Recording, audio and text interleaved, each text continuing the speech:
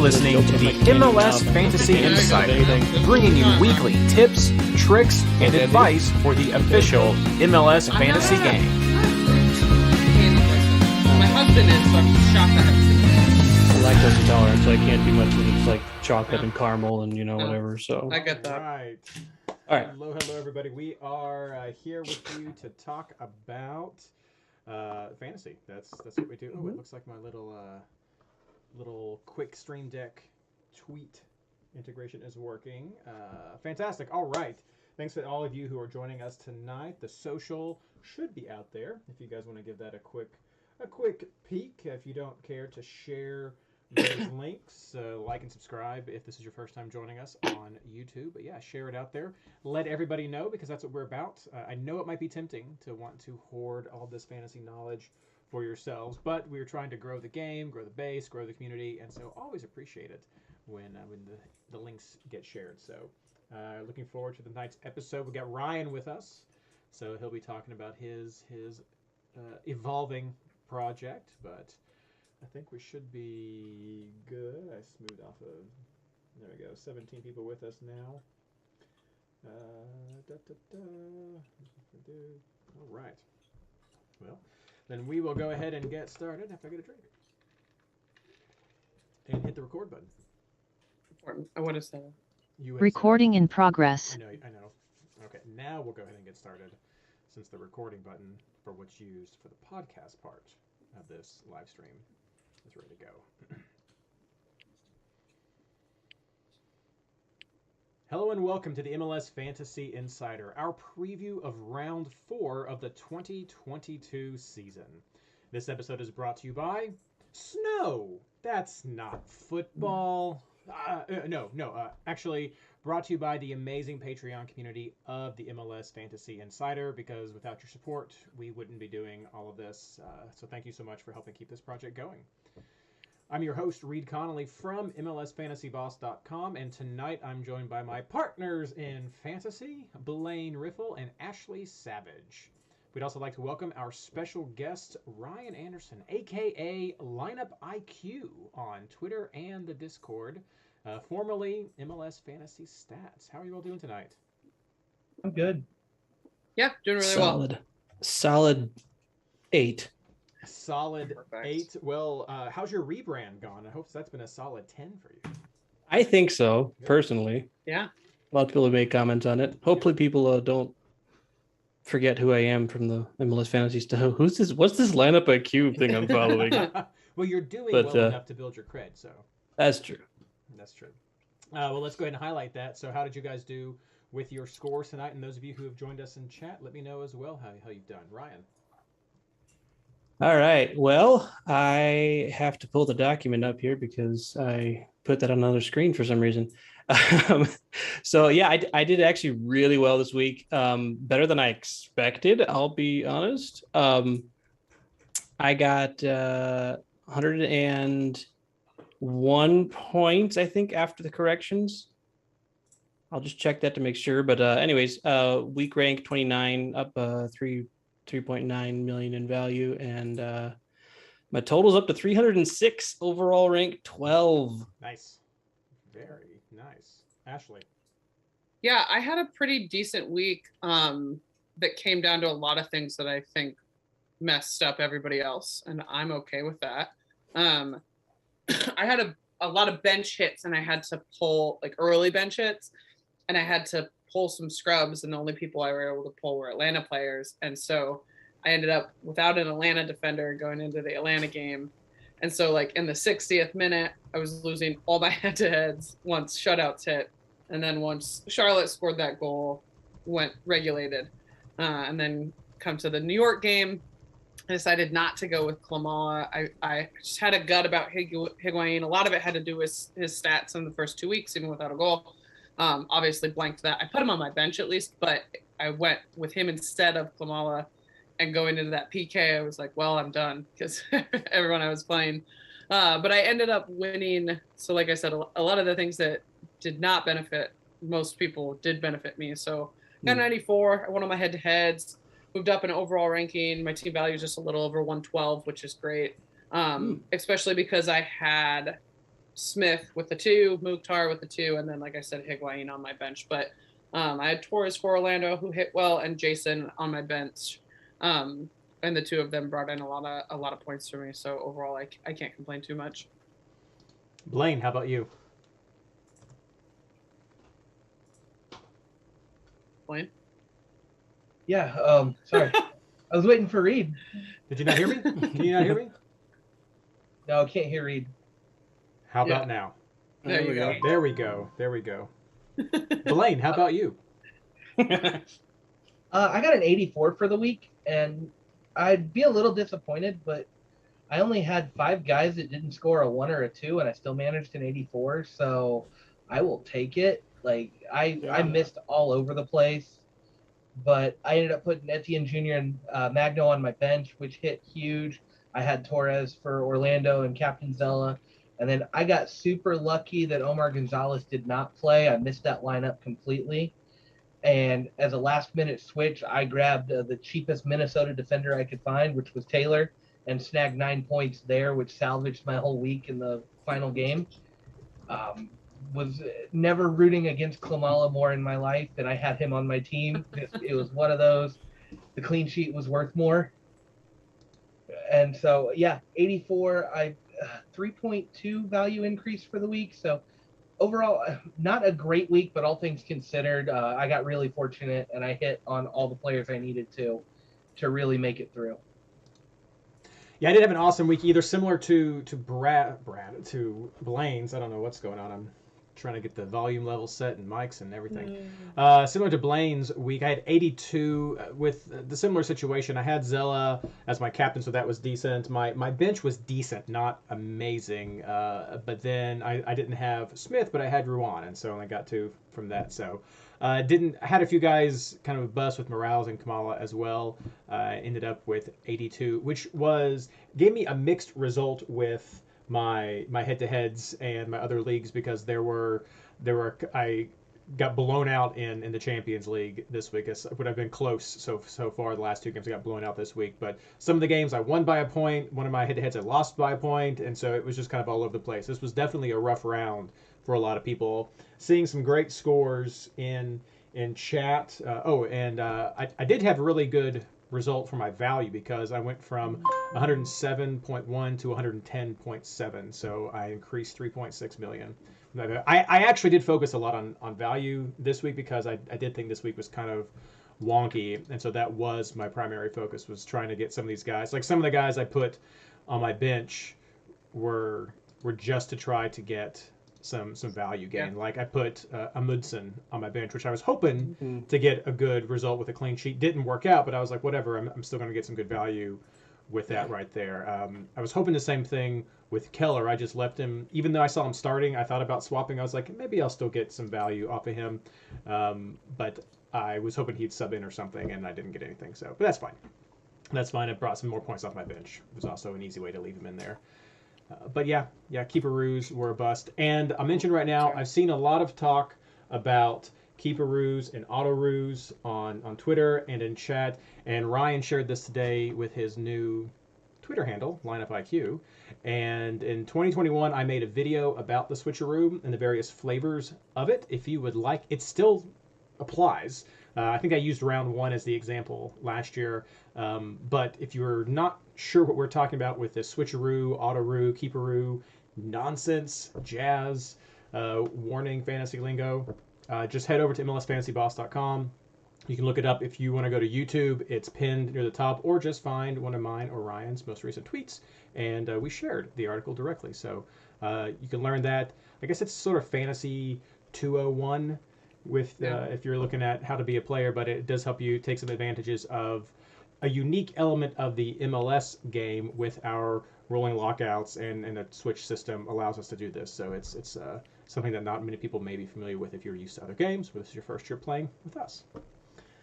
But let's move on to not just our scores, but just some general key fantasy takeaways that we have from this round. And I think I'll just start out. We can all clearly say that we understand or have been reminded about the impacts that CCL games have on these teams. We saw it in full force with a little bit of here and there with sort of like Montreal and New York, and then New England just blew it all up, and it was crazy ridiculous. So we saw the impact of CCL. This is real. Keep it in mind again for this coming week. And maybe on a more related note for the actual fantasy stuff that we didn't already talk about last week, everyone apparently needs to also be a meteorologist when you're looking at your games, and the impact of weather is also real. So keep an eye on that. And finally, some of these low value options that we've been using in the past, keep an eye on them. People like Wolf, people like Keller. There's some that are still good, but others are starting to be phased out as the primary players are coming back in or are not going to be as consistent of starters. So keep an eye on these value options week to week and keep an eye on those lineups. Blaine, what about you? What else do we need to take away? Yeah, big one for me is know your number 2 players. We always know the highlight players. Carlos Heal's your big one, but it was Buxu who had the good week this week. We look at Zelarayan, who is tearing it up, but Etienne Jr. is a cheap option. If you look at Orlando, we've got Pereira, who's their 10, who's supposed to be doing it, but Torres has been putting up the points. You're finding some really cheap options in these number 2 playmakers that may not give you the same scores week in and week out, but they're much safer on the value game.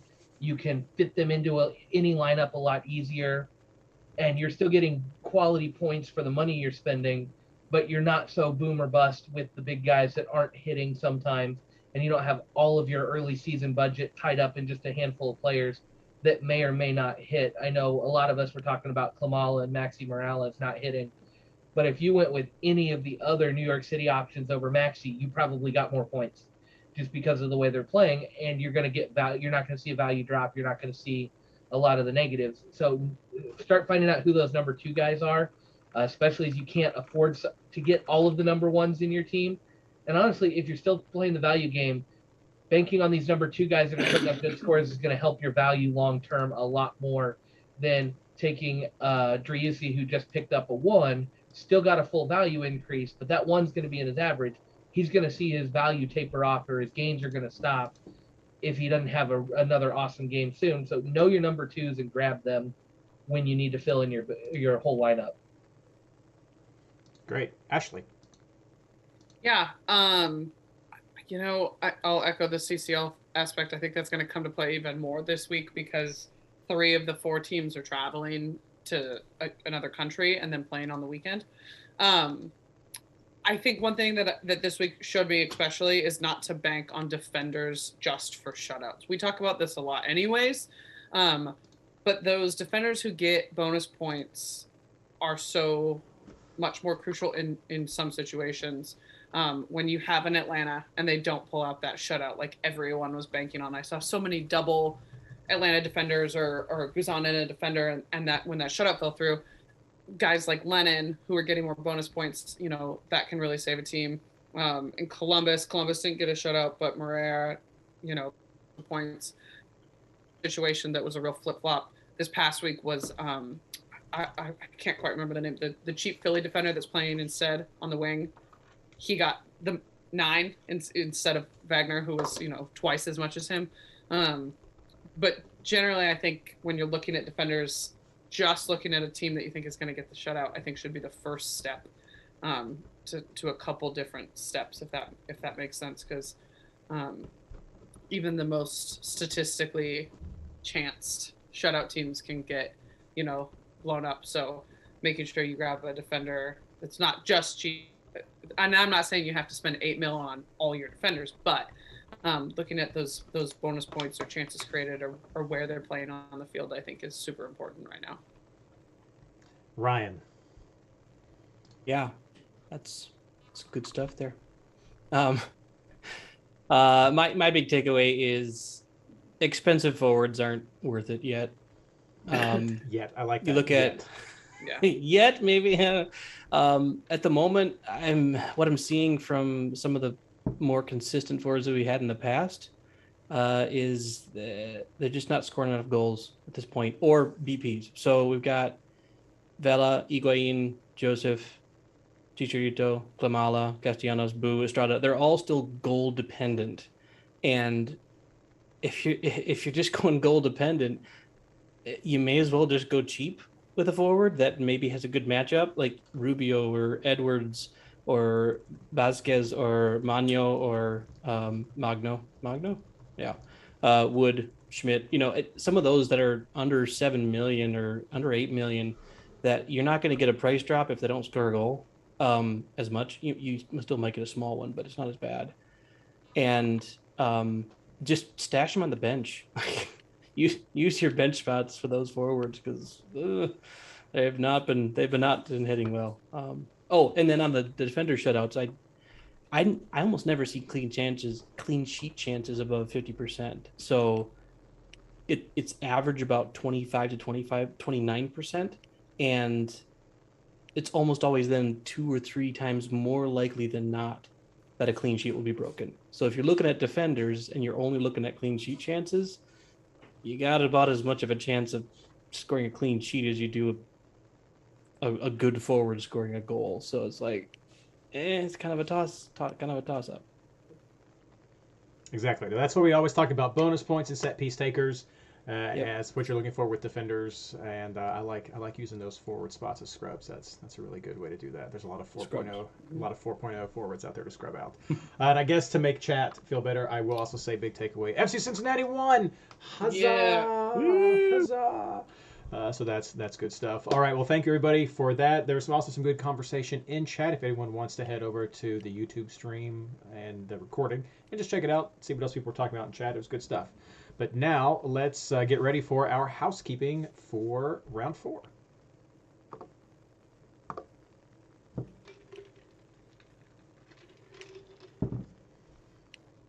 All right, let's talk housekeeping for round 4. Starting out, just a quick review of who's leading the MLS Fantasy Insider Experts League. Have to mention it. It's Ryan Anderson of Lineup IQ. By points, it's by point total right now. There are 4 teams who are tied with a score of 3-0 and a record of 3-0-0. But Ryan is on top of them all, so he might. Let's see how long he holds it. He's had it all year. Yeah, so let's see how long it lasts. That's the question. Head to head, you never know what could happen. Exactly. Heading over to our Pro Rel League, which has been fantastic. Thank you so much for everyone with the interest and for playing. It's crazy so far. Ben Lyon of FC Bird Turgler is still winning the Champions League, also just by points. There are now only 3 teams left with a record of 3-0-0. Ashley. Yeah. I still have unchanged Almeida's Vibes FC. Still on top, not by points, by wins and points. Ooh, look at that. A clear winner. Blaine. Yeah, FC Red Bull Green Mountain is still on top of this league. Our number of undefeated teams or perfect teams has dropped from 10 to 7 this week. I have somehow managed to stay perfect in this league, but I am number 7 of those 7 teams, and there are quite a few guys with 1 loss that have a lot higher point total than I do. So as soon as I lose, I will be dropping a lot in the standings, but Red Bull Green Mountain still holding strong up there, leading wire to wire so far. And I will own up, I'm in the relegation zone for the Champions League, as I mentioned at the top. Soundly beaten this week. I think it was 82 to like 105 or 102. So soundly beaten. But the first 2 games, it was like, I think it was 1 point last week and just a handful of points the week before. So super, super tough. But this is a lot of fun. So I hope everyone's enjoying it.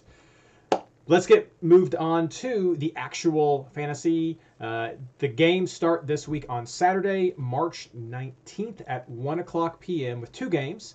My FC Cincinnati versus Miami and New York City FC versus Philadelphia. Both of those games will kick off at 1 o'clock p.m. Eastern Standard Time. Don't forget to have updated your clocks. And keep an eye on those players if they're going to be on your team. I imagine several people will be targeting some of these players. I also want to mention, as Ashley pointed out a little bit earlier, CCL is going on. It's tomorrow if you're listening tonight, or today if you're listening to us tomorrow on the SoundCloud or any other stream.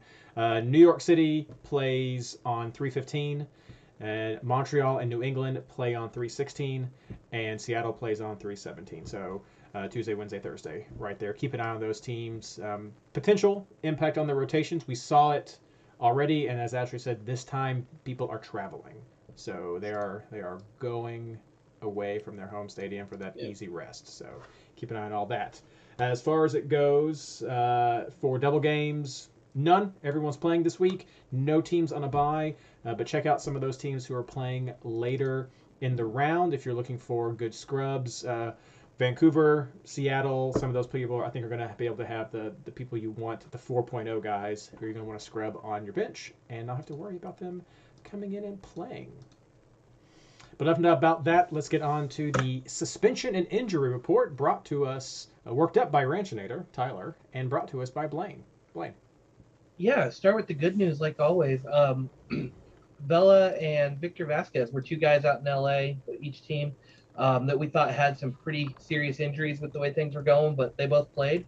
So who knows really if there's a problem with them or if they're just playing through it. But always good to see those two guys back. We've got Sissoko who played, who was on an injury list, but he is back apparently. And then Alex Roldan apparently has a bone chip, but he played through it. In other crazy good, kind of good news, be watching lineups a lot closer this week. Velasco made his first appearance and got a goal. Blanking with who he's with. But then Thiago Almada got his first start, or makes his first appearance for Atlanta. We got Lafc for New York Red Bulls, their new midfielder. Portland's getting some major reinforcements with Zuparic and Mabiala on the bench. That means they're getting closer to full fitness, and the Portland defense will get better with them back there. Reed, he threw this one on there for you. Will Bruin is back. Yes. The dancing bear. Only red card I saw was Breck Shea. That's what we have on there. Marshall Ruddy came off injured for Toronto, but he was cleared to train this morning, so not sure the extent of that. Wouldn't expect him to be out long term. Ua for Philly was not in the lineup, reported quad injury. Yamar's got an ankle sprain. Vite took a concussion for Vancouver, so that's just one more of theirs that's gone. Shallowy was a late scratch with an injury, and to add to Sporting's, Felipe Hernandez came out with the shoulder, and Johnny Russell was grabbing his calf coming off. So who knows what's up with Sporting right now, but that's three attacking guys. On top of Kinda, who we got an update is not progressing well. So he is going to be out longer. So Kansas City really doesn't have any playmakers at the moment. So make of that what you will. And then it was just popped up to me that Columbus is putting Giassi Zardes on the trade block. So he could be moving, getting into the team. Yeah, that I guess that one can we take a quick break though? Blaine, are you okay? I'm okay. I want to make Kansas City. We need a player. Sure. Oh, Yeah. okay. Gosh, if he goes there, I can't. I don't know if I can keep doing this with you. Oh yeah, Be that would be insane. Sorry. Keep going. But Good. no, so that tells me Barry is firmly locked in as the starter if they're considering trading him, and he is one to keep an eye on to see where he goes. But I would assume Barry is starting for the foreseeable future, and they're putting their faith in the younger guy and seeing what he can do. So that should answer that question outright. Who's the starting striker there? And Barry just took a minus half, so that's a huge value drop. And that's all we've got for this one, Reed. All right. Well, thank you so much, Blaine, for that. For those of you who are interested in learning more about this list, this is called the Mega Reference that we curate over at the MLS Fantasy Boss Discord. It's over in the Fantasy Tools section. If you are interested in keeping up to date with injuries, call-ups, anything like that, with a much better way than checking out what's on MLSsoccer.com, then head over there to the Discord for MLS Fantasy Boss. Check it out. It's free. It's pinned at the top. It's a great reference, and you can get there easily by going to MLSFantasyBoss.com. At the top bar, there's a Discord, and it's free. Easy to join. Just click the link, and you'll be right there. Or I'll tweet it out all the time, so you guys will see it. We talk about it all the time, so check that out. But now I know what you guys have been looking forward to and what you have come here for primarily, and that is for our player targets for round 4. Kind of roughing my transitions today. Reed, if you can hold off for just a second, I'll be right back. Yeah, we can do that. Hello, everyone at the YouTube. You get to see some fun behind-the-scenes stuff now. Sorry, I've been paying attention to the chat. I've been working on getting some things updated. Oh, right. There's this thing called YouTube, and there's a chat. We could. Michael, Mike is here. It's been so long. Aww. Sometimes I feel like he's just checking up on me. He does. He does check. I it couldn't out. get that's Lily what- to leave my office without. That's okay. Oh my goodness. All right, well, you're back, so let's get started here.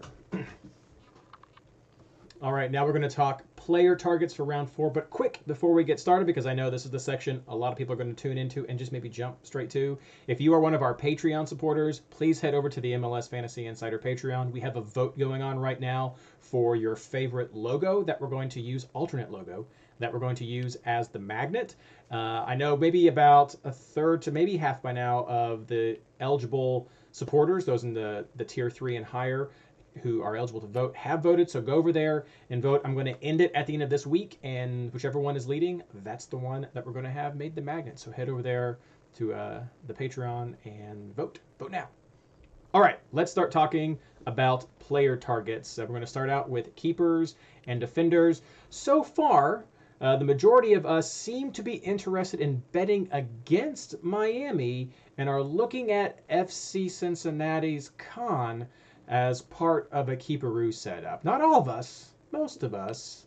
I don't know about that, but I understand the logic there. And defense-wise, we all like Fall, especially for at least his price rise. But after that, we're all just kind of scattered across the league. So, Blaine, who else are you looking at? Yeah, this was an interesting week for me to pick these guys.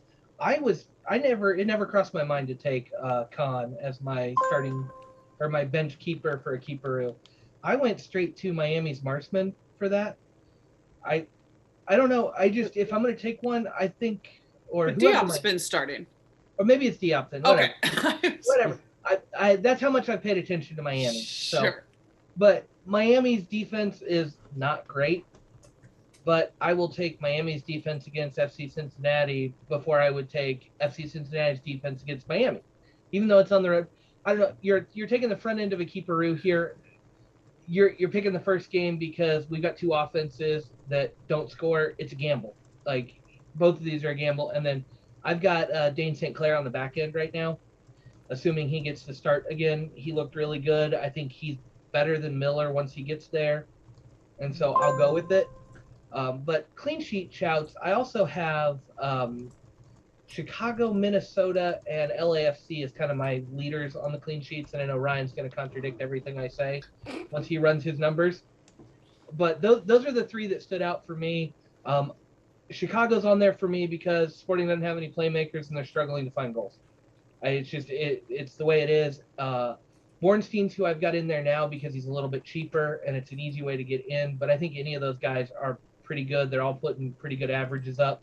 Take what you want. If you can double up or afford some of the more expensive ones, go for it. I actually like the way I see this game going, and so I'm taking Calvo for San Jose. I think Minnesota's just going to hammer on them, and he's going to pick up the bonus points, and he's been doing great this season.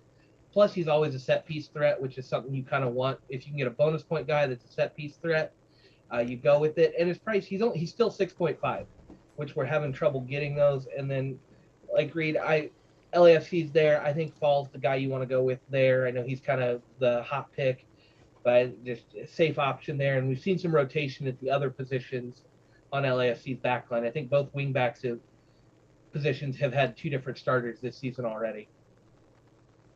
Ashley. Yeah, I actually feel the complete opposite of Blaine when it comes to that FC Cincinnati Miami game. I understand the logic behind throw the first game's keeper in on your bench, see how it goes. I do it a lot. I think we've all done it a couple of times with the New England keeper this year. But I consider this entire game a dumpster fire. I think to pick either one is a gamble I'm not 100% willing to do. However, when I look at the players on the backline of Cincinnati, the most recent performance of the backline of FC Cincinnati, and that actual formation that they're running with that 5-back, I just like it. better. I mean, it is kind of like, and I always hate saying these things when Reed's looking right at me, but it is, and all the colors in the wall behind you, it makes me feel bad. But the blue and orange. yeah. I just think that if anyone's going to keep the shutout, it's a home team. And I think Ryan also kind of, stats back that. But neither one of these teams are exceptionally defensively sound, but both their keepers are super cheap. So if you want to move money around, Khan's 4.5. He had great stats the most previous week. And now, well, great by their standards. And now they're moving in to a home game. So if you want to get in on that, I think that he is a great budget keeper, mostly just because a 4.5 starting budget keeper who has a chance at a shutout doesn't exist super often. So if you're one of those people in a situation where you need the price rise, I think that that's kind of the better way to go. And then additionally, I do agree with Wayne that I think St. Cloud is a good budget option. I think Minnesota is decent. I think San Jose is one of those teams, especially Reed says this, I don't like to bet on or against. So if I end up picking a Minnesota defender, I don't think I'll go St. Cloud, but I just hate spending $8 million on a keeper week 4. I think that Crépeau is probably the best keeper option this week. I just don't know if I want to spend money on him, and he's a late game, so he would be a good starting keeper for that keeper spot. I think I'm leaning towards Zach McMath as my starting keeper. Not just for budgetary reasons. I think that he is one of the most likely to get a shutout of the price I want to spend. But I think there's a couple different options you can do this week for keeperoos and for starting keepers that could pay off either way. Right. Defenders, should I say that? Sorry. Very off my game today. I like LAFC defense. I think Ryan will probably elaborate on that more. Yeah. I still like Brooks Lennon. I think he looked so good on that wing. If you watched the game, he was so influential offensively. He played longer than I thought he would. So I think going into a home game like they are again, and playing against Montreal, going off the CCL, who Montreal's really struggling to score. And they're not holding up incredibly well defensively. I like Brooks Lennon, especially for his price. I think he should be due for a price rise if he puts together a good score again. And then I know you guys are going to make fun of me, and that's totally fine. But if Seattle scores at Austin, I will eat Blaine's hat. I just don't think, because I don't have a hat today. I'd have to. I just don't think they're going to. And no one wants them to more than me, but they're going to Mexico on a Wednesday. Then they're going to Austin on a Saturday after only scoring for the first time this past weekend. I don't feel great about it. And I honestly, Nico Ladero or Rui Diaz being healthy wouldn't impact how I feel about that. Austin just got their first loss. It was a tough loss. They let in 1 goal. They played well defensively. They're going to be pissed off. And now Seattle, who everybody's been hyping up preseason, is going to come to town, and they're going to love to shut them down. I just think that how those defenders have lined up and how every week there's been a cheap defensive option there, which is great. I just think Austin, while the stats might not back it as maybe a safer bet, I think that could be a really good shutout opportunity. And honestly, a bonus point opportunity for some of those defenders going against Seattle. We have to do what chat says right now. So we have to add that to the list of Ashley eating the hat. Yep. If no score, that goes along the list of Blaine's that Ryan Hollingshead is the best left back over the last 4 years. And what was the one for the other week, Blaine? Just, hey, the ever. He He said he'd never pick someone up ever again. The rest of the year. Who was it? It was Vela. Vela. Yes, no, thank Vela you. the year. Okay. I love that you owned it. Yeah, he'll never pick Vela up the rest of the year. Yeah. Great. Ryan. Okay. I make no such promises of anything. So I'm not eating anything. I'm not promising to not pick That's a fair. player. There's just too much chance of something going wrong.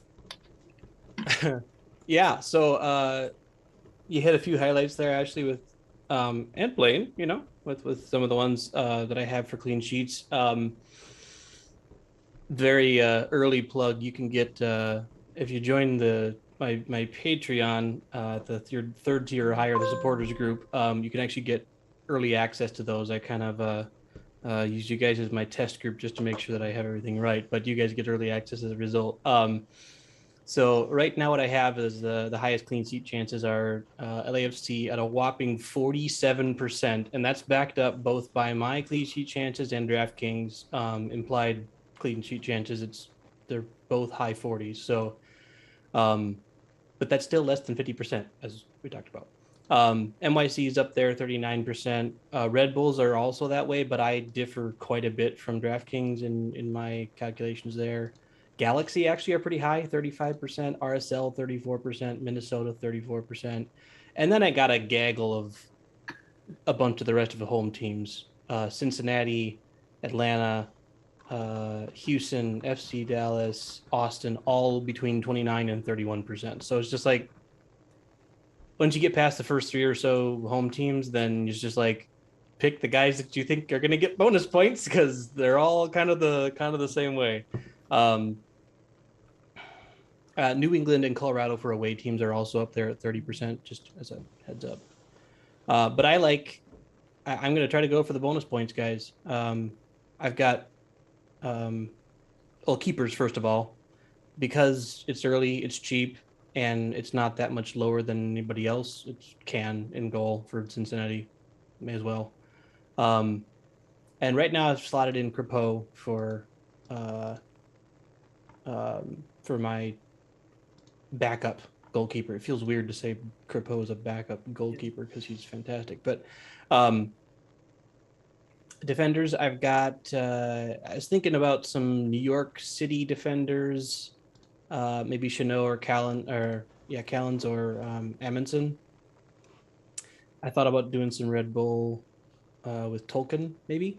LAFC, I got Mbake, aka Mamadou Fall. And then I threw a couple other ones in that had a little bit of the lower clean sheet chances, but still decently high. That's Cameron from Cincinnati and Kolmanic from Austin. Mm-hmm. So I do have Austin in my defensive. I don't know how many drafts I've done. It's kind of all been one giant rough draft, but I've got a variety, and that's kind of my strategy. Is I like to go with 4 or 5 different teams in my lineup.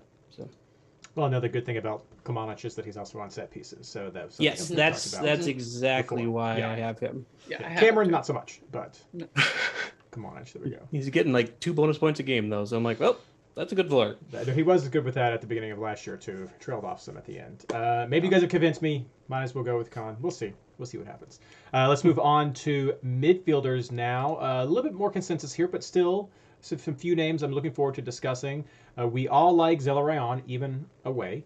We also all like Derusi. And then we all like Minnesota. The name that's come up between us is Fragapane, but I'll let Ryan expand a little bit on Minnesota with that being his team. But those are the 3 names that we all kind of have gravitated to immediately after that. Ashley. Yeah, I like Ilie or Sifu for LAFC. I can't quite figure out this LA Galaxy midfield just yet.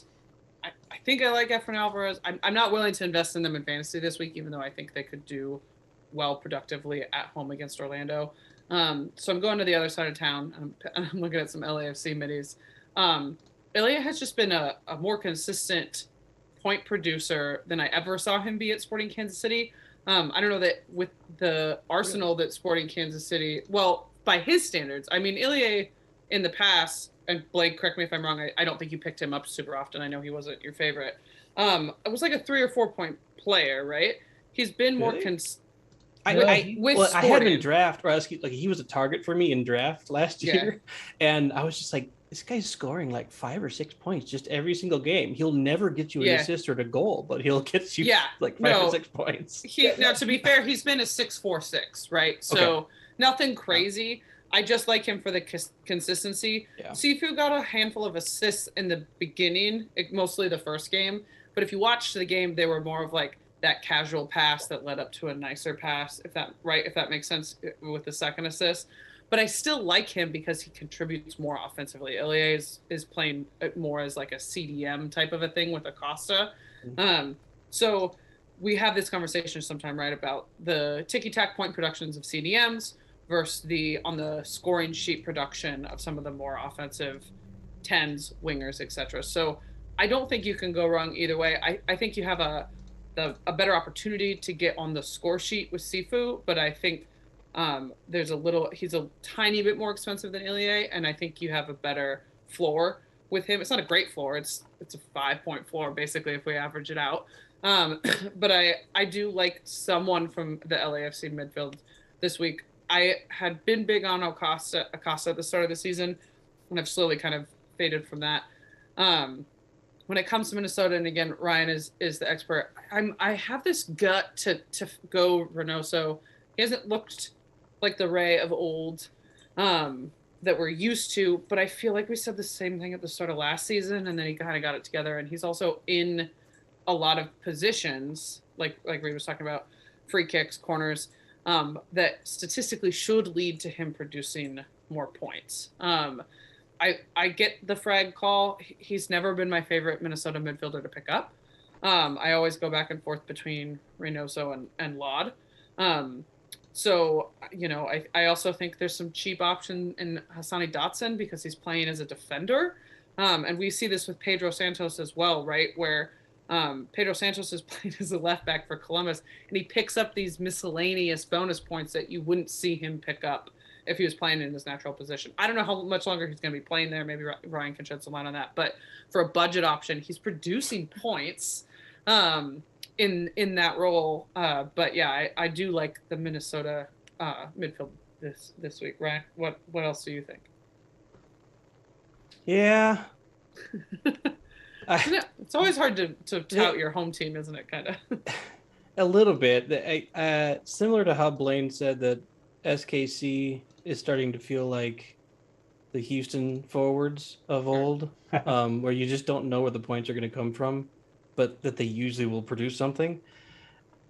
I'm feeling that way about Minnesota midfielders because Lud leads the team in he passes, but Reynoso and let's say Dotson, for instance, have the most passes. They're going to have a chance for those passing bonus points a bit more. Fragapane, he has looked more, I don't know, maybe not quite as good as he did last year. But has Fragapane made any shots? Or has he? He had a What am I great missing here? He had a great round one when against Philadelphia. He had an assist in that one. Oh yeah, okay. So he has been shooting. Okay, sorry, here's the thing: Reynoso and Fragapane have actually not been shooting all that much. That the number of shots per game for Reynoso, Fragapane, and Lud is 1.3 for each of them. So who's going to get the goal? It seems like it's going to be Amarilla now. Now that we have a forward, a striker who's actually good, he's the one that's going to start getting those goals and getting the shots. So I'm actually a little bit lower on Minnesota midfielders this time, but at the prices that they're at and the defense that they're playing, you may as well. That's kind of my view on what to go with Minnesota stuff. So I've got Reynoso right now slotted in, and Fragapane. I've got Rayon as well. And then kind of the rest from there, I'd like to pick some good offensive-based midfielders. So we got Cifuentes. Morgan and Namaya have joined my team at various times in the past 24 hours. Driussi and Gil, and also Lucho Acosta. That's kind of where I'm going. I haven't quite settled on the midfield yet, but I'm going to have some good expensive options in good bonus point producing ones that also have some offensive potential. That's what I'm looking for. All right, Blaine? Yeah, I've been all over the place with this. My first draft has kind of gotten blown up a little bit. I do kind of like Mukhtar on the road, but at the same time, I don't like the cost of it. Yeah. And it's just because I don't know what to expect from RSL at times. But I don't think he's gonna stay. I put Yimmy in there, but again, he's on the road at Dallas. I think he's got a chance to do it. But again, I'm tying up 10.5 for a road player, and I just don't know if I can do it. Um, Areola against Portland, I actually like a lot more at 9.2. I think he's priced right. I think he's a guy that can take advantage of that. I've been a hardliner on this for 2 seasons now. I'm going to stick with it. It's Fragapane if you take a Minnesota guy. You're expecting a little bit more wing play. You're expecting a little bit more there. If you're willing to go for it, he's usually the guy that has the higher score when we talk about going for a Minnesota player. Reynoso is not that guy that he was when he first came to MLS. Yeah. Who we thought, oh, this guy's MVP caliber if he can keep this up the next season. He didn't. After that, he's not an every game type of guy. So it's Fragapane if you're looking at one of them. But then I threw out a bunch of other names here because I'm thinking cheap. I'm thinking who's got some potential. I think you could go back to Facundo Torres. I know they're not the biggest goal scoring team, but I think you could go with him. I'm going to throw it out there betting against my team. It's Jimenez for Chicago. If you want to get into Chicago's midfield, if you want to see if they can boss a game with Kansas City missing playmakers, I don't know who's going to be back. I don't know what's up, but they haven't looked great so far. They're terrible on the road right now. Jimenez has a slightly better average than Shaqiri. He's got a lower value right now, and he's in the green on the value game. Shaqiri's dropping fast. So I think you just hedge your bets with that when you go with Jimenez. You get the constant points. And on the same token, I kind of like Osorio for Toronto this week. And I've been off the Toronto train, but I don't know what to make of DC's defense. They're kind of hit and miss. But Osorio's priced right where you can jump in with that one. I'm looking at all the second guys, the cheaper guys, and I may go with Zella as my only premium just because I think you ride the hot foot while he's there. But then I may go with a bunch of sub 9 million guys and just see what happens and spread my money out across a bunch of players instead of trying to go a couple of big names, couple of cheap guys. I just think I may go middle of the road straight across the board and hope for the best. But I think it's going to work out because we've got a ton of these guys that are hitting consistently. So I think that's my strategy this week. And those are some of the names I'm targeting right now. And I think that's the way I want to play it because I just don't trust any of them. And the names I do want to trust are all on the road against kind of hit or miss teams that I don't know. Charlotte's looked good. I mean, we're not even talking about Heel really, but they've got the midweek game again. Mukhtar's going to RSL. RSL can bunker with the best of them. It's just where do you go? Where do you turn for your points? And I just don't see it. So I'm going to just spread it out. Oh, makes sense. Well, let's move on now to forwards. Again, I like the variety of options here. Hope that's helpful for people when you're thinking through your own process. But the majority of us like Vasquez. I like it. Amaria and Quintero as popular. But then, like I said, get some diversity, especially if you want to have 2 or 3 forwards. I think some of us have already weighed in about how deep we like to go with the forward position. But Ryan, who do you like? I'm going to practice what I preached 30 minutes ago. And my most expensive option that I have in a draft is Brian Rodriguez from LAFC. I did not look at the stats myself, but he's got a lot of touches in the box. And don't quote me on this, but I'm pretty sure Vancouver has been giving up a lot of touches in the box. And from what I understand, it's a relatively good indicator of likelihood of him being able to shoot and score. Rodriguez has actually been, I think, doing more of the shooting than Vela has been doing. I mean, obviously not the first game, but so I'm interested in B-Rod. And then I've got the 3 that we talked about. We've got Vasquez, Amarilla, and Quintero. And just going to throw those guys in there. If they start, fantastic. They're cheap. And I'm just going to hope for goals and throw them on the bench, pretty much. Yeah.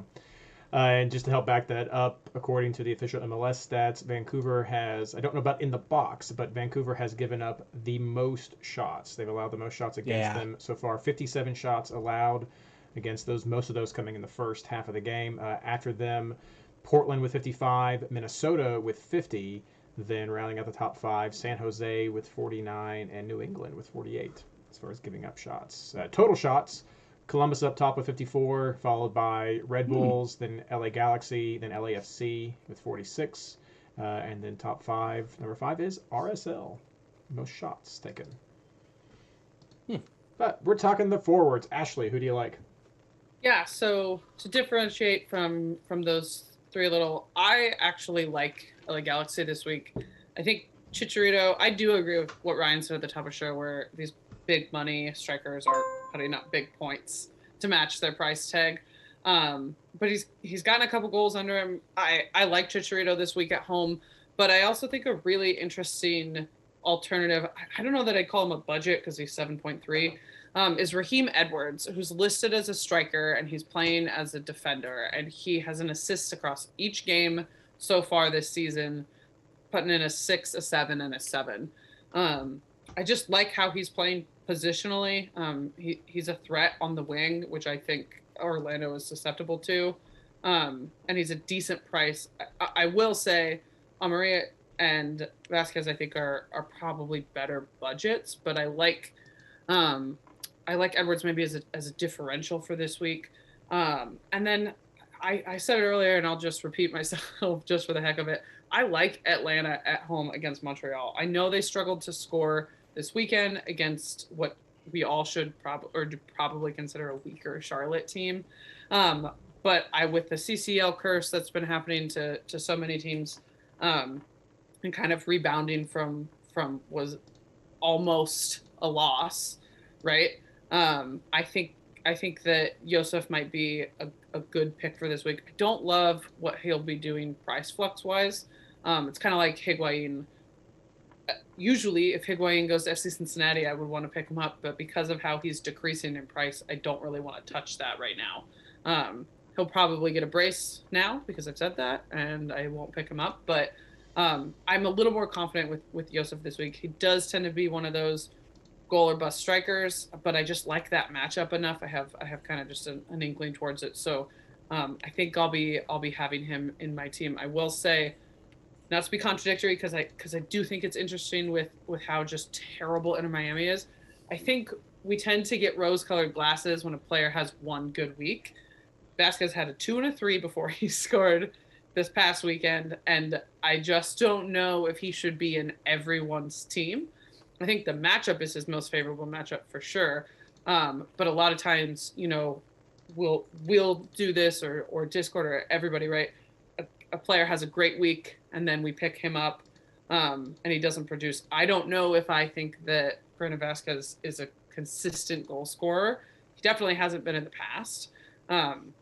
So he's a cheap option for sure, but for me, he's a bench play. He would not be someone that I would want to start as a striker this week. But the lineup is favorable, so I do get it. Blaine. Yeah, I get the Vasquez argument. First game, you get the price point and everything. I think if I was going to take an attacker from this one, talking about what I did, it'd be Acosta, because I think you take advantage of the bonus points where you can get them. And I don't know if Vasquez has got the bonus point potential for me. He's not in my initial lineup, although I may change that just because it is first game forward. And if you hit, you can dump another forward, get money for something else. Like, I get that. I'm only starting one forward this week, and that's Amaria. I don't know. I just like that San Jose matchup. I think that's a good one to take. I'm probably going to stick with Magno for New York City. Philly's defense isn't quite what it was, and I just like the way he's playing right now. Guaranteed to get a price rise, and he's, again, cheap. He's under $7 million, a good bench play. And for that reason, I've got another guy who he's trending up a little bit. Stats aren't really there to back him because he's got a 2, a 3, and then he got a 9 with his goal. But that's Ivanov in Chicago. Again, picking on Kansas City, but you're going in 6.6. He's got green budget all the way through. This is a guy that could go off. He's a bench play, but he's cheap. Probably a solid differential for a lot of people, but it's a home game. Chicago seems to be putting it together a little bit. The more they play with Shaqiri, the better they're going to get as a team. the more they get just working as a unit. And Kansas City's kind of in shambles, so I'm willing to bet against that a little bit. It pains me to say it, but you go with what you know, and I know Kansas City's struggling to keep teams out, and he should get a lot of touches in the box. He should get a lot of they should be able to focus on him a little bit. And I'll run with it at 6.6. So that's what I'm looking at, but I may scrub one of these guys as well. I'm playing with some weird stuff here, but I'm definitely going cheap with Emeria being a $7 million as my most expensive forward this week. All right. Yeah, I like that. I like the mix up. Well, let's wrap everything up with forwards. Or sorry, just forwards with. Let's wrap everything up. Edit. All right. Let's wrap everything up with captain picks. Starting with you, Blaine. At this point, I've got it on Zella just because he's the only guy that I have to put it on. I really don't know where to go this week with my strategy. I'm spreading my money out, so there's not really a big boom or bust type of player. I think Zella's got the best bonus points and potential to score, and I don't think this is a matchup that he won't have it in. But then I look at their first half last week, and they got completely shut out. Maybe go with one of your home guys like Jimenez for a decent floor that I'm looking at. But right now, Zella's my best player in the midfield, so it's probably there unless I get really crazy and go over to Areola with Dallas against Portland, just because I think there's bonus points there too. But I'm not a good one to ask this week. That's a cop out. Ryan. I'm unfortunately in a very similar situation. There's only a few players that I will ever pick as a captain, and they've got to have a solid floor and a high upside, essentially. So given that Reynoso has dropped off since early last year as a really solid option, like that would have been my number one pick, but now I'm not so certain anymore. Same thing with Vela. Like, what the heck, man? You didn't have any shots last game, so I'm not taking him as my captain. I didn't even list him in my options for forwards. I have it on Heel right now. Maybe Zella later. Both Heel and Zella are away, which is not great. But Red Bulls have a fantastic defense. And so I am not keen as much on the offensive output of Zella. He's been getting a lot more BPs lately, so that's good. But probably I'll leave it on Heel and just stick with it and play it safe. Probably what I'll do. Ashley. Yeah, I'm kind of the mindset of if it's not broke, don't try to fix it with Zella. I don't love his matchup, which is I think what Ryan was kind of insinuating. He's on the road. He's playing a decent team, but the dude's just producing points. I mean, he produced points on the road, their previous road game. Yes, San Jose is a weaker team than Red Bull are, but we watched Red Bull be susceptible defensively in a way this week that we hadn't seen in the first 3 weeks. I'm not like, your captain has to be Zella by any means, but I don't look at my lineup and feel like that's the best matchup or that's the best, mismatch. There's not as many mismatches for me this week that I'm willing to bet on. So as much as I hate doing it, I think my fallback will just be Zella for the consistency of double-digit point production that he's had in the first 4 weeks. Yeah, no, I agree. This one's crazy, especially so early in the week. You're going to want to wait till you see CCL because I think there's a very good argument for Heel being your captain, even on the road, depending on the lineup that New England rolls out. Yeah. But yeah, this one's going to be a really weird one. It's either going to be that captains will be super chalk this week, or it's going to be a crazy differential captain with everyone just like throwing out to the wind, being like, I don't know, maybe Chicharito or Shaqiri this week. I don't know. People are going to go crazy this week potentially with captains too because it's a weird one. Here's a poll for the chat. Who's going to be is Zella going to be more highly owned this week as a captain or the previous week? Because the previous week it was just like 90% of people had Zella as a captain. Well, can I throw my stat out there, Reed, that I sent in our host chat?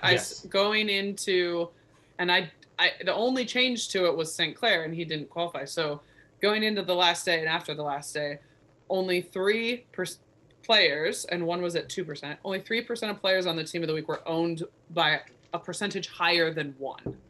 So everyone owned on the team of the week was less than 1%, except for Glesnes, who's 2%. So to me, that's basically 1%. Etienne and Zella. Everyone else on team of the week was owned by less than a percentage of people. So that just kind of shows you how crazy this past week of fantasy was. It was bananas. So yeah, we'll see. I'm going to reference chat here because I've seen it pop up a couple of times. Kolmanich is captain, and this is the Gressel syndrome. You've got a clean sheet shout. If you listen to Ashley, that Seattle's not scoring against them. Yeah, but I don't want to hear it if they. He's got that Gressel syndrome going, and you look what Gressel did to us that first week. Yeah, Reed, what do we always say? Don't captain. Oh, don't captain defender. I was like, we say a lot of stuff, Ashley. We say a lot of stuff always. Yes, no, don't captain defender. Of course. Yeah. Now, I don't think you're crazy if you're looking at that Austin game for your captain. Driussi has been playing really well. He had one bad week, yes, but it is Seattle with CCL and a late game in the week with the Thursday game. Expect heavy rotation. Yeah. If you're not sure if Driussi's going to hit or not, you can always look back at Fagundes, whose average is really solid. He's not going to blow your captain score out, but if you're playing for just points, steady 4 or 5 bonus points that you can double up on with his minutes, that's not a bad score to take, and just take the safe points on that one rather than possibly captain Azella, who somebody booked it in chat saying he's going to get max 4 points in New York, which is highly possible. I mean, I've seen Zella do that before. We have all seen it happen. So you can you may just look at a bonus point guy on a good home game, and Fagundes or Driussi is probably good, but I think if I was going for that game, I'd look more towards Fagundes just for the security. All right, well, we'll see what happens at the end. There's still a lot of this week left. A lot of articles will be coming out. Let's wrap everything else up tonight with our plugs. Ryan. All right, so I've got a Patreon account now, so you can just go to patreon.com/lineupiq. Got a few different tiers out there for people that you can come in at whatever tier you like. But honestly, guys, it's been so encouraging to have the support from those patrons. Reed, I know you're one. I am. You got to see my stats early today, I did. or last night. You probably were asleep. It was. But yeah, I got a few different levels with a few different things. The video access regulars, the VAR tier. They can even get. I'm planning on doing some Saturday hangouts. We just do a video chat and kind of watch a game and talk stats and stuff like that. So. But yeah, any amount is really helpful. I've been really encouraged by the support, and it's helping keep me doing this stuff and fighting the good fight, I guess you could say. Takes a lot of work to try to put out this stuff every week, so I really appreciate anything I can get to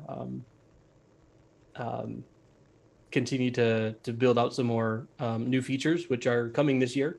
I've already put out a couple new features this year already, so I'm looking forward to it the rest of the year, and hopefully you'll join me over there. And then Twitter account, of course, lineupiq. So, all right, Ashley. Yeah, this week I'd like to plug Armour, who plays for Charlotte FC and saved my entire fantasy week with their first goal.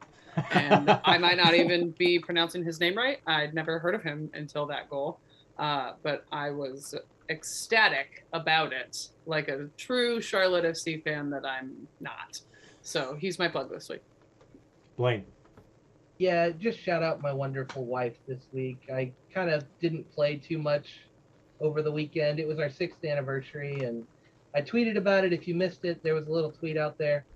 But there's also another little announcement. My wife's putting up with me doing all this, so I've got to give her big thanks because she's actually pregnant. We're going to be having baby number 2 in June, and I know I haven't told chat yet. Baby Zardes. Baby Zardes. I tried so hard to get this started, and it It didn't work. If it comes to sporting, Sarah, come on. You have to do it then. Yeah, no, Lily already knows the name and she doesn't want to change it, so it's. Okay. I don't think it's gonna happen. Middle names are an option. I'm just saying. Yeah. Everybody's got one. So that's there, but huge shout out to my wife who lets me do this, and I get to spend a few hours away from every other responsibility and just come back here and have some fun with you guys. She is really special, and I tried to take most of a weekend off to be with her instead of playing fantasy too much. Hence my missing a lineup and not getting a guy who's not playing out and all that. But whatever, it's a small sacrifice to make for her. Wives are the best, you guys. No, I'll do the same. We had our 4th anniversary celebration this past weekend. It was the 10th, but we did it on last night. So we had dinner and everything. So it was a good time with the little man, taking him out there to be cute for everybody. So yes, also thank you so much for my wife. You may have heard Baby Roo in the background at one point tonight. But as far as fantasy related, you can check out everything that I have over at MLSFantasyBoss.com. We have, of course, this podcast. We have the ELO rankings. We have Tyler's differential picks, which has been fun for him to share some of those this week. And of course, the Discord player poll. All that goes up every week. Check out the MLS Fantasy Boss Discord. As I plugged earlier, just head over to MLSFantasyBoss.com/Discord or just click the Join Discord link in the top bar at the top. It's super easy. A fantastic community. I will just go out on the limb and say the best fantasy community online that you're going to find. It's a great place where some of the top players in the game hang out, like Ryan right here. Amen. Oh, sorry. I just said amen to my own name. I was trying to get it in there, and then you entered my... Oh, geez. There we go. It was fun. Great stuff. I love that. And of course, I too have a Patreon, MLS Fantasy Insider, patreon.com/MLSFI, where we do have, that's where the feeder came in for the Pro Rel League this year. We have, as I mentioned earlier, the voting for the magnet that we're going to have coming out. If you're watching us on YouTube, you can see in the background, Blaine has a cool soccer ball that's available to our top patrons. So humbled by everything that you all do to help keep this podcast and all of our projects going with the various fees that we have. So thank you so much, everybody, for continuing to be a participant in everything that we do and joining us. It's such a pleasure. And as always, good luck.